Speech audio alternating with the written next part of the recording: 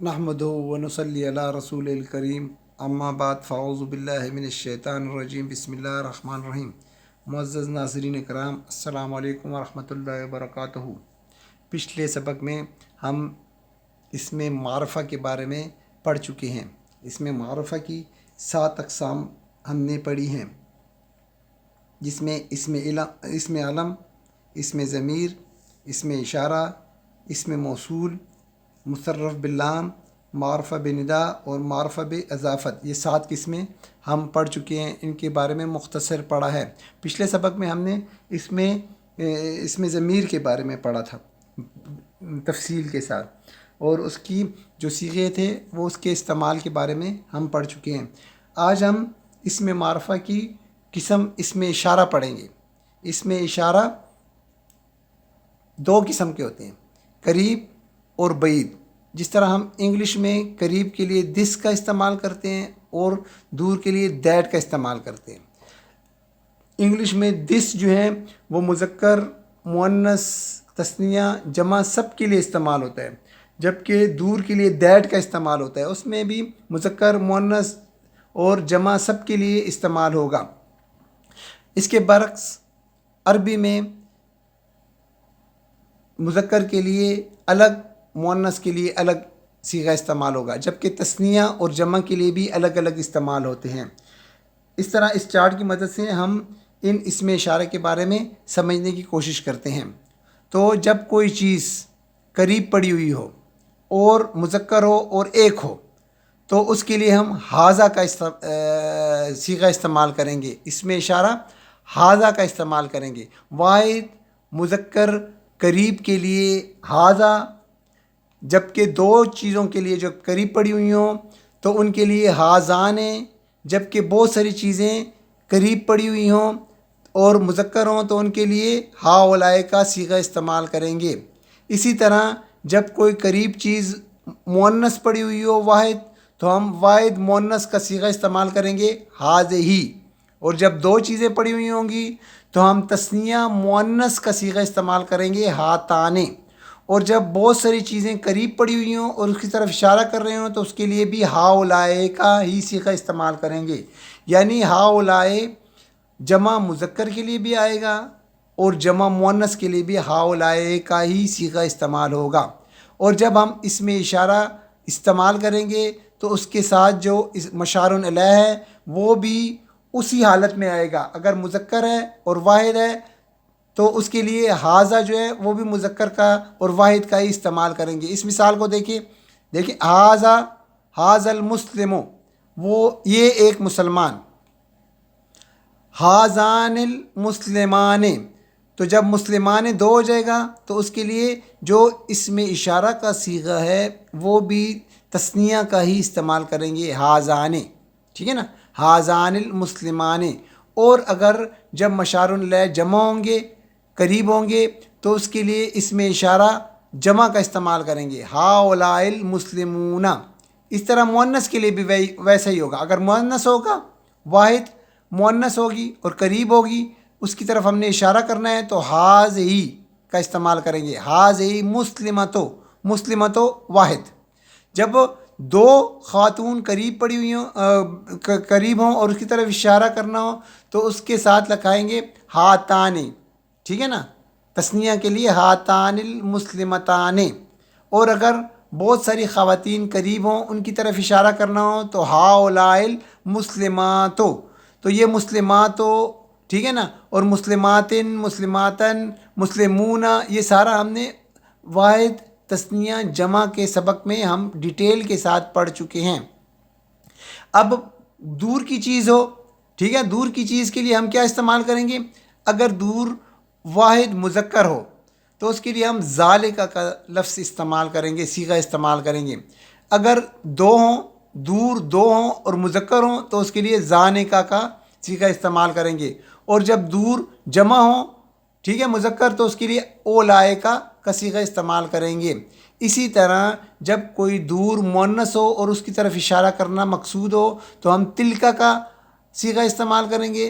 تثنیہ مؤنث کے لیے تانکا کا صیغہ استعمال کریں گے، جبکہ جمع مؤنث کے لیے ہم اولائکا کا صیغہ ہی استعمال کریں گے، یعنی اولائکا کا ہم جمع مذکر کے لیے بھی استعمال کریں گے اور جمع مؤنث کے لیے بھی استعمال کریں گے دور کے لیے، ٹھیک ہے نا. جس طرح اس کو دیکھیں، ذالکا یہ ایک دور کی چیز کے لیے ہم صیغہ استعمال کر رہے ہیں. قلم مذکر ہے اور واحد ہے تو ذالک القلم. اس طرح تلک الجنتو دور کی چیز کے لیے واحد مؤنث کے لیے تلکا کا صیغہ استعمال کیا ہے، اور ادھر مشار علیہ بھی واحد مؤنث کا صیغہ ہی ہے. تو اس طرح اس چیز کو بھی اپنے ذہن میں رکھ لیں کہ یہ تثنیہ جو ہیں، یہ تثنیہ جو مذکر کے لیے ہازان آئے گا، جبکہ تثنیہ مؤنث کے لیے ہاتان آئے گا. تا کا لفظ آ رہا ہے، ٹھیک ہے نا، ہاتان. اس طرح جو تثنیہ مذکر ہے زانے کا آئے گا، اور تثنیہ مؤنث کے لیے تانے کا ذکر آئے گا. ہاتانے تانے کا تا بھی در آیا، تا بھی در آیا. اور تل کا واحد مؤنث کے لیے جب وہ بعید دور ہوگا تو اس کے لیے تلکا کا لفظ استعمال ہوگا. تو اپنے ذہن میں بٹھانے کے لیے، یاد کرنے کے لیے، اس میں اشارہ میں تا کو آپ اپنے ذہن میں رکھیں کہ ہاتانے، ٹھیک ہے نا، قریب کے لیے تثنیہ، قریب مؤنث کے لیے تثنیہ مؤنث قریب کے لیے ہاتانے آئے گا، جبکہ تثنیہ مؤنث بعید کے لیے تانے کا آئے گا. اب دیکھیں، یہ جو اس میں اشارہ ہم پڑھ چکے ہیں کہ یہ اس میں معرفہ ہے، ٹھیک ہے نا، یہ معرفہ ہے، سارے خاص پراپر ناؤن ہے. تو جب اس میں اشارہ مشار الیہ کی طرف ہوگا تو اس کو معرفہ بنا دے گا اگر وہ نکرہ ہے تو، ٹھیک ہے. اگر وہ نکرہ ہے، کوئی کتاب ہے، کتابن بہت ساری کتابیں پڑھے ہیں، تو ہم کہتے ہیں ہاذا کتابن، تو وہ کتاب جو ہیں اس میں نکرہ سے اس میں معرفہ بن جائے گا، کیونکہ یہ جو ہاذا ہے یہ معرفہ ہے، اس میں معرفہ ہے، اور وہ کتاب کو اس میں معرفہ بنا دے گا. تو سب سے پہلے ہم کتابن دیکھیں، کتابن کامن ناؤن ہے، نکرہ ہے، تو اس کو معرفہ بنانے کے لیے ال لگائیں گے اور ال کے ساتھ یہ تنوین گرا دیں گے. ہم پڑھ چکے ہیں اس معرفہ بنانے کے لیے کتابن سے کہ الکتابوں کہ ال جب آ جائے گا تو اس میں تنوین نہیں آئے گی، اور جب تنوین آئے گی تو اس میں ال نہیں آئے گا. تو ال جب آ جائے گا، الکتابوں یہ معرفہ بن جائے گا. پھر اس کے ساتھ جب حاذ الکتابوں آ جائے گا تو یہ کتاب ہیں، یہ معرفہ بن گیا ہے، ٹھیک ہے. اس طرح مؤنث کے لیے کیا آئے گا؟ غرفتن. تو اس کو معرفہ بنانے کے لیے ال لگائیں گے اور تنوین گرائیں گے تو الغرفتو. تو حاذ الغرفتو یہ ایک غرفہ ہے، قریب کے لیے استعمال ہوئے. اب ہم ایک اور نقطہ جمع مکسر کے بارے میں بھی اپنے ذہن میں رکھ لیتے ہیں کہ اس کے ساتھ جو ہے جمع مکسر کے ساتھ قرآن میں بہت ساری جگہوں پہ جمع مکسر کے ساتھ جمع مکسر ہے اور اس کے ساتھ مؤنث کا صیغہ استعمال ہوا ہے، واحد مؤنث کا صیغہ استعمال ہوا ہے. تو یہ بھی ایکسیپشن جو ہے وہ بھی اپنے ذہن میں آپ رکھ لیں تاکہ جب قرآن آپ پڑھیں تو آپ جو ہے اس کو سمجھ سکیں. ہم جمع کے بارے میں پڑھ چکے ہیں، یہ ایکسیپشنز ہیں. اچھا، اس میں اشارہ کی ایکسیپشنز ہے، اس میں ضمیر کی بھی ہم پڑھ چکے ہیں. تو ایکسیپشنز کیا ہے؟ جمع مکسر کے بارے میں ہم پڑھ چکے ہیں جمع کے سبق میں کہ جمع کی دو قسمیں ہیں، ایک جمع سالم اور ایک جمع مکسر. جمع سالم کیا ہے؟ صفاتی نام جتنے میں ہیں وہ جمع سالم میں آتے ہیں. صفاتی نام صفت جو ہوتی ہیں، مسلمون، کافرون، صالحون، یہ صالح، یہ صفتیں ہیں، صفت ہے، ٹھیک ہے نا، صالحون. تو اور یہ جتنی بھی صفتیں ہیں یہ جمع سالم میں آتی ہیں. اور جمع مکسر مادی اشیاء جتنی بھی باقی رہ جاتی ہیں جمع سالم میں وہ آتی ہے، جمع مکسر میں وہ آ جائیں گی، ٹھیک ہے. قلم، مسجد، کتاب، باب، یہ جمع مکسر میں آ جائیں گی، یہ ساری مادی چیزیں. تو ان مادی چیزوں کو، جمع مکسر کو دو گروہوں میں ہم تقسیم کرتے ہیں. ایک کو کہتے ہیں جمع عاقل، جمع مکسر عاقل. دوسری کو کہتے ہیں جمع مکسر غیر عاقل، ٹھیک ہے نا. یہ جمع مکسر، اس کی دو اقسام، جمع مکسر عاقل، جمع مکسر غیر عاقل. تو عربی گرامر میں یہ جو جمع مکسر غیر عاقل ہیں اس کو واحد مؤنث کا مقام دیا گیا ہے، حالانکہ یہ جمع ہے، ٹھیک ہے، جمع مکسر. اور جو غیر عاقل ہے جس میں عقل شعور نہیں ہوتا ہے، ٹھیک ہے نا. یہ جمع مکسر عاقل کس کو کہتے ہیں؟ انسان، فرشتے، جنات جن میں عقل ہوتی ہے. اور جمع مکسر غیر عاقل کیا چیزیں ہیں؟ جن میں عقل نہیں ہوتی ہے. یہ مسجد، کتاب، کرسی، دیوار، یہ سارے غیر عاقل ہیں. تو جمع مکسر غیر عاقل کو ٹھیک ہے کس کا درجہ دیا ہوا ہے؟ واحد مؤنث کا. اس لیے جب یہ جمع مکسر غیر عاقل آئیں گی تو یاد رکھیں اس کے ساتھ جو صیغہ اسم اشارہ کا ہوگا وہ واحد مؤنث کا استعمال ہوگا. ٹھیک ہو گیا ہے؟ جو جمع مکسر غیر عاقل ہے اس کو واحد مؤنث کا مقام دیا گیا ہے، اس لیے جب یہ آئے گا تو اس میں اشارہ جو ہوگا وہ واحد مؤنث کا استعمال ہوگا اس کے ساتھ. اس میں صرف اس میں ٹھیک ہے نا، اس میں اشارہ اس میں ضمیر واحد مؤنث کی استعمال ہوگی.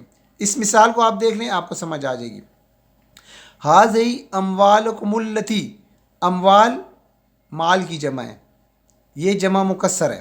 تو جمع مکسر کو کس کا مقام دیا گیا ہے؟ واحد مؤنث کا. اس کو آپ واحد مؤنث کا مقام دیا گیا ہے تو اس لیے اس کے ساتھ جو اس میں اشارہ ہوگا وہ واحد مؤنث کا آئے گا. ٹھیک ہے، ہاذی اموالکم التی، التی یہ اسماء موصولہ میں سے ہیں. ٹھیک ہے نا، التی، الذی، الذین ہم نے پڑھا ہے نا، تو یہ التی مؤنث کا صیغہ ہے تو جمع مکسر کے ساتھ یہ بھی آیا ہے اور یہ ہاذی مؤنث واحد مؤنث کا صیغہ آیا ہے. جس طرح مثال نمبر 2 میں دیکھیں، ہاذی الابواب، ابواب باب کی جمع ہے دروازہ، تو یہ جمع مکسر ہے تو اس کے لیے دیکھیں واحد مؤنث کا صیغہ آیا ہوا ہے. تلک الایام، ایام جمع مکسر غیر عاقل، اس کے ساتھ واحد مؤنث کا صیغہ استعمال ہوا ہے. یہ تو ہو گیا پہلا قانون کہ جمع مکسر غیر عاقل کے ساتھ جو صیغہ استعمال ہوگا اس میں اشارہ وہ واحد مؤنث کا ہوگا. اب دوسری طرف آ جائیں، جمع مکسر عاقل کے ساتھ جن کی عقل ہوتی ہے، انسان، فرشتے، جنات، ان میں یہ دونوں چیزیں ہو سکتی ہیں. ٹھیک ہے نا، اس کے ساتھ مؤنث کا واحد مؤنث کا صیغہ بھی استعمال ہو سکتا ہے اور مذکر کا صیغہ بھی استعمال ہو سکتا ہے. جس طرح تلک الرسلو، رسولو رسول کی جمع ہے، وہ تو مذکر ہوتے ہیں. ٹھیک ہے، لیکن تلکا کا یہاں پہ اس میں اشارہ آیا ہوا ہے. تلکا کس کے لیے آیا ہوا ہے؟ واحد مؤنث دور کے لیے. ہم نے یہ اشارہ پڑھا ہوا ہے اس میں اشارے میں تلکر، لیکن یہاں پہ چونکہ جمع مکسر آ گیا ہے رسول تو اس کے ساتھ ہم مؤنث کا صیغہ واحد مؤنث کا صیغہ بھی استعمال کر سکتے ہیں اور ان کے ساتھ مذکر کا صیغہ بھی استعمال کر سکتے ہیں. اس میں ہم دونوں صیغے استعمال کر سکتے ہیں. تو جب بھی قرآن میں اس قسم کی آیت آ جائے کہ آگے جمع ہو اور اس کے ساتھ جو صیغہ استعمال کیا گیا ہو وہ واحد مؤنث کا ہو، ملائکہ ہو گئے یا ان کے ساتھ، تو آپ کے ذہن میں فوراً آپ کے ذہن میں آ جانا چاہیے کہ کہیں یہ جمع مکسر تو نہیں ہے، وہ جمع مکسر ہی ہوں گے، اسی لیے ان کے ساتھ واحد مؤنث کا صیغہ آیا ہوا ہے. اللہ تعالی ہمیں قرآن مجید کو پڑھنے کی، اس کو سمجھنے کی اور اس کے اوپر عمل کرنے کی توفیق عطا فرمائے. آمین. وما علینا الا البلاغ.